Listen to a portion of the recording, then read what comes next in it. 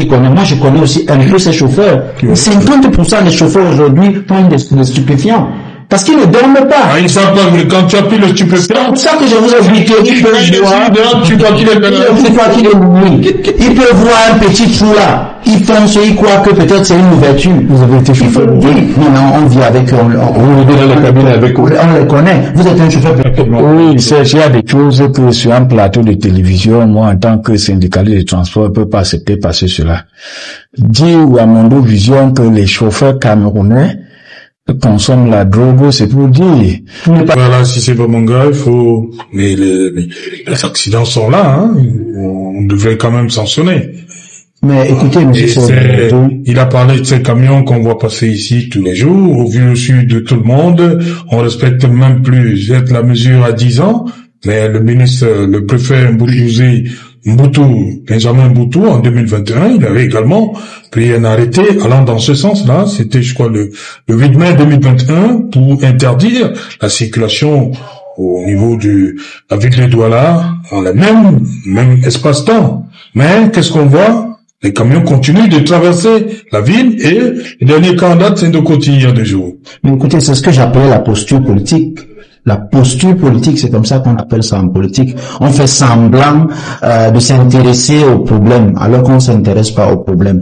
Tout ce que les gens ont décrié ici sur ce plateau, la responsabilité à 50% est au niveau de l'État.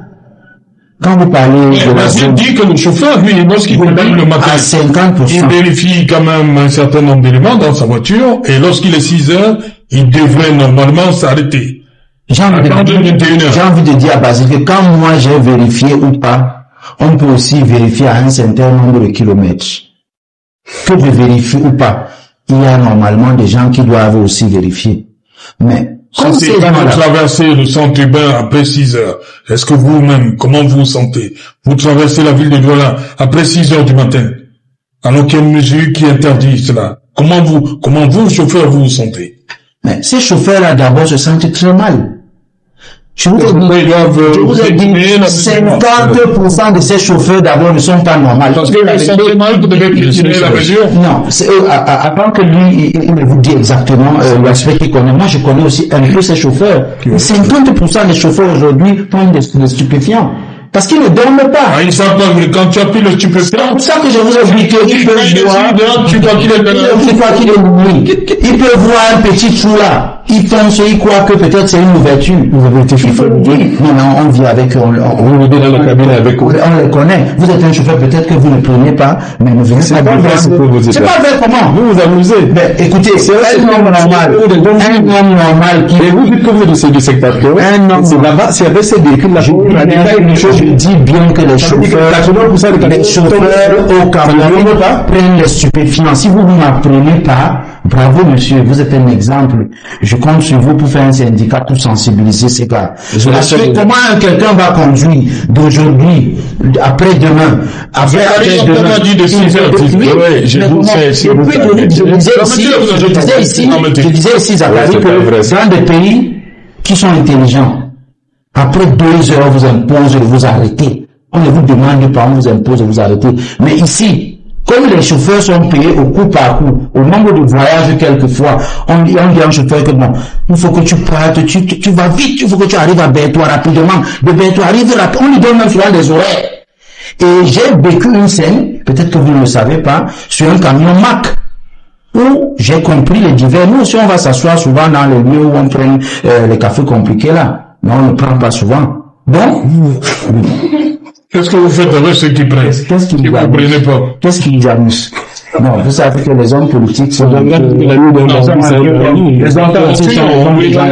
renseignements. Donc on y va partout pour prendre les renseignements. Donc quand on arrive là-bas, lorsqu'ils veulent effectuer les descentes politiques pour mobiliser les gens, ça pour avoir le courage de c'est que vous dites plus sérieusement ce que je voulais dire là-bas, on a écouté une causerie où on disait qu'il y a un chauffeur, l'entreprise a pris un camion Mac qui lui demandait de ralentir, un camion intelligent, mais il a déconnecté tout ça. Il dit que c'est moi qui conduis la voiture, mais c'est la voiture qui va me demander qu'à 30 mètres, je dois ralentir, à 400 mètres. D'où aujourd'hui la responsabilité de l'humain. Donc, ces causes-là aujourd'hui, ces accidents-là aujourd'hui qui plaignent les Camerounais, c'est deux choses. C'est le matériel et l'humain. Malheureusement, mais on vous connaît, vous les chauffeurs. Les responsables se battent à vous acheter les camions intelligents, vous vous arrêtez à un niveau, vous déconnectez les bêtises, vous avancez. Et maintenant, deuxième chose aussi, il faut le dire.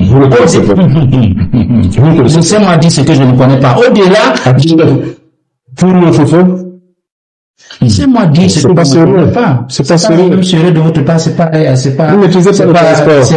comment on appelle ça, c'est pas, intelligent de votre part, de parler. Je vous ai dit que si vous ne prenez pas, bravo, créez un syndicat pour censurer déjà, pour sensibiliser, parce que beaucoup de camarades prennent déjà ce café qu'on veut là. Maintenant, on connaît aussi comment ça se passe. Quand vous chargez les camions, vous augmentez les tonnes au-delà de tout ce que vous avez.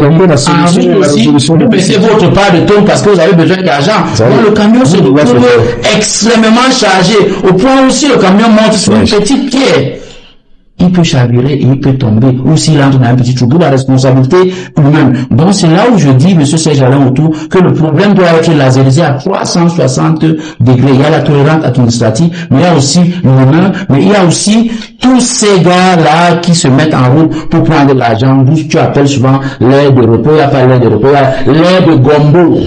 Il y a les routiers qui sont champions pour prendre de l'argent, et ça, il faut qu'ils arrêtent ça. Oui, Serge, il y a des choses que sur un plateau de télévision, moi, en tant que syndicaliste de transport, je ne peux pas accepter passer cela. Dire à Mondo Vision que les chauffeurs camerounais consomment la drogue, c'est pour dire, vous n'êtes pas dormi. Au Cameroun, nous n'avons pas de chauffeurs. Et c'est très dangereux, on ne peut pas accepter cela, bien vrai que dans chaque société, il y a des brebis galeux, mais on ne peut pas généraliser tout un corps en disant qu'ils prennent de la drogue. Non, il peut y avoir des brebis galeux. Je vous ai dit que peut-être ceux-là qui le font, peut-être dans l'ignorance, ne sont pas syndiqués. Et je voudrais aussi revenir sur les faits, parce qu'il faudrait que nous distinguons la traversée d'une ville et circuler dans la ville. C'est deux choses différentes. Nous sommes en train de parler le problème des conteneurs qui circulent dans la ville.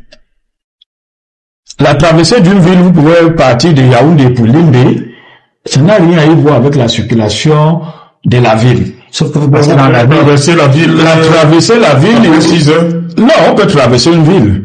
Sur la route, eh bien, on traverse sans problème. On n'a pas assez de contact lorsqu'on traverse une ville avec la population. Si je vais de Yassa, la ville est libre, je traverse, je vais. Or, pour rouler dans la ville, c'est autre chose. Nous parlons des conteneurs, des camions qui circulent dans la ville. Parce que cette voiture qui roule dans la ville, ils ne peuvent même pas aller à l'interurbain. Ils ne peuvent pas aller à l'interurbain, ils roulent seulement dans la ville. Il faudrait qu'il y ait un accent particulier sur ce camion qui transporte ce conteneur.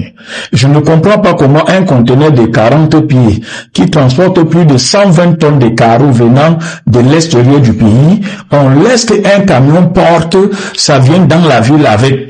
Ça nous dégrade la chaussée. Ça fait tout aux yeux de tous. Si vous descendez maintenant au marché chinois ici, après l'ancien Dali, vous allez voir tous ces camions sont garés là maintenant avec des conteneurs. Mais demandez les dossiers de véhicule de ces conteneurs, de ces camions. Ils sont garés. Si vous allez trouver, ils sont en train de décharger. Lorsqu'ils sortent, ils vont partir à quelle heure? Est-ce qu'il y a 2 heures pour partir? Si on ne finit pas le déchargement, si ça finit même demain à 12 heures, avec tout le risque que ça comporte, ça démarre, et c'est comme ça que vous voyez. Ça peut aussi entrer dans la vie même en journée, à tout moment et à tout lieu. Moi, je voudrais juste qu'on mette un accent sur la qualité du camion qui transporte ces choses. Et qu'on vérifie aussi le tonnage. Parce que vous pouvez même avoir un camion avec tous les accessoires admissible à la circulation. Vous insistez sur l'état du véhicule. Il y a les balais qui revêtent la mesure ministérielle. Donc les camions peuvent circuler à n'importe quelle heure dans la ville. Je ne suis pas bien placé pour parler. Vous avez dit que vous semblez contester cette mesure du ministre Nkili en 2014. Nous avons échangé l'impact économique. Nous avons échangé avec le ministre. Oui. et que nous l'avons présenté, l'impact économique que cela pouvait provoquer si à jamais il interdisait la circulation des gros porteurs de 6 heures à 20 heures. Et je pense que la solution a été trouvée parce que cette mesure n'a pas été prise encore. Et je vous dis la même année, une autre qui a suivi. Non, ça n'a pas été rapporté. Non, ça n'a jamais été. Suivez, peut-être vous n'avez pas eu l'occasion de trouver. Peut-être vous n'avez pas trouvé. Peut-être vous n'avez pas, si vous avez besoin, vous allez demander, on va vous apporter. Non, la mesure n'a pas été rapportée. Nous avons dit au ministre, c'est bien beau. Il y a des mesures qu'on peut toujours comme ça. Même le ministre à l'époque avait pris une mesure que oui, ça, là, on connaît.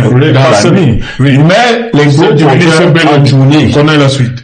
Les gros porteurs en journée, traverser une ville, c'est un autre problème. Rouler dans la ville, un ou l'autre. Nous sommes au niveau des conteneurs, des voitures qui roulent dans la ville avec des conteneurs. Une voiture qui porte un conteneur de 100 tonnes, même si vous avez un chauffeur qui a suivi toutes les formations du monde, il ne peut plus avoir l'équilibre normal du volant. Et surtout avec l'état de nos routes. Si vous entrez dans un creux avec un camion avec un poids tellement élevé, ça va balancer ce camion à terre. Il va falloir qu'au niveau de Pont Bascule qui est au port autonome, on nous dise comment ces camions sortent parce que quand un conteneur arrive, on doit décharger ce conteneur, faire en sorte que la charge que porte ce camion-là soit les charges homologuées et validées par l'État du Cameroun. Ça fera en sorte qu'on aura moins de morts et vérifier aussi l'état physique du véhicule. Pour revenir sur le comportement des chauffeurs, moi j'ai dit, dans la société, il peut y avoir des brebis galeux, mais c'est que nous demandons... Les chauffeurs se reposent assez. Non. C'est ça que nous, on est en train de confondre le débat. Ceux qui font l'interurbain et ceux qui font l'urbain. S'il faut regarder ceux qui se reposent ou pas, nous entrons maintenant dans l'interurbain. Mais quand on parle de l'urbain c'est quelqu'un qui dans sa voiture dormir au volant. Après on vient lui dire, bon, prends-moi un conteneur au bord, tu mets. C'est un projet de 2 heures, 3 heures. Voilà. C'est différent de quelqu'un qui fait l'interurbain, qui va d'ici peut-être pour l'extrême nord, le nord, la Dama, qui nécessite un repos. Pour revenir maintenant sur les heures de repos que disait, rapidement. Les heures de repos, vous ne pouvez pas nous dire qu'il y a les heures de repos. Vous connaissez tout ce qui est... Il n'y a pas d'aide de repos? Non, quand on parle d'aide de repos, ces jalons autour, il y a les accessoires qui accompagnent l'aide de repos. Vous ne pouvez pas me dire que j'arrive quelque part, je manque un temps d'arrêt, parce que je me sens un peu fatigué, vous appelez ça l'aide de repos. Non. L'aide de repos, quand j'arrive quelque part où il y a l'aide de repos, il doit avoir les endroits où je peux me laver, il doit avoir les endroits où je peux me reposer. C'est ça qu'on appelle l'aide de repos. L'aide de repos, je viens d'arrêter un camion, je suis encore au volant. Vous appelez ça l'aide de repos. Il y a cet endroit-là au Je ne sais pas si... Parce que les chauffeurs doivent Je voulais savoir. Parce que quand on parle de l'aide de repos, je ne sais pas où ça se trouve. Okay. Il y a des particuliers qui ont aménagé, quand vous prenez la route de l'Ouest, après moi, vous allez voir là où un particulier aménagé, le chauffeur peut marquer un temps de repos là-bas, c'est privé, il peut se laver, il peut se reposer, c'est ça qu'on peut appeler l'aide de repos. Mais je voudrais que mon confrère qui a pas d'aide de repos, qui décide un jour comme ça, aménagé par l'État, que voilà, vous pouvez arriver, on ne trouve pas. Voilà.